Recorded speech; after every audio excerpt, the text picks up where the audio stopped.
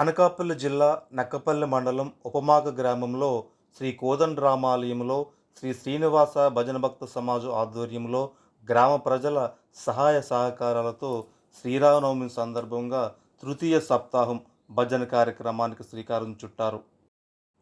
మార్చి 30వ తేదీ ఉదయం 6 గంటలకు ప్రారంభమైన సప్తాహం ఏప్రిల్ 6 ఆదివారం శ్రీరామనవమి నాడు ఉదయం 6 గంటలకు ముగియనున్నది. 6వ తేదీ శ్రీరామనవమి సందర్భంగా శ్రీ కోదండరాం ఆలయంలో శ్రీ సీతారాముల కళ్యాణ మహోత్సవం, అదే రోజు కళ్యాణం అనంతరం రామాలయం వద్ద అన్న సమారాధన, సాయంత్రం సీతారామ లక్ష్మణ సహిత ఆంజనేయ స్వామి ఉత్సవమూర్తుల ఊరేగింపు కన్నుల పండుగగా నిర్వహించడానికి గాను ఆలయ కమిటీ సభ్యులు, గ్రామస్తులు అన్ని ఏర్పాట్లు చేస్తున్నారు.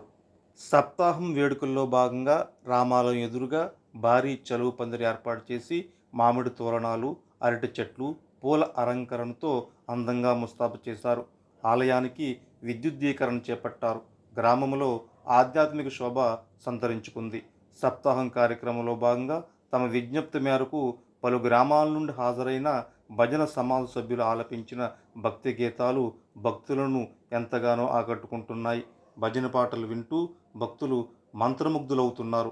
శ్రీ శ్రీనివాస భజన భక్త సమాజం ఆధ్వర్యంలో గ్రామ ప్రజల సహాయ సహకారాలతో ఇప్పటికే ప్రథమ, ద్వితీయ సప్తాహం దిగ్విజయంగా పూర్తి చేసుకున్న విషయం మనందరికీ తెలిసిందే. తృతీయ సప్తాహం శ్రీరామనవమి కళ్యాణ మహోత్సవంలో భక్తులందరూ భాగస్వాములై స్వామివారి కృపకు పాత్రులు కాగలరని కోరి ప్రార్థిస్తున్నాం. జై శ్రీరామ్, జై జై శ్రీరామ్.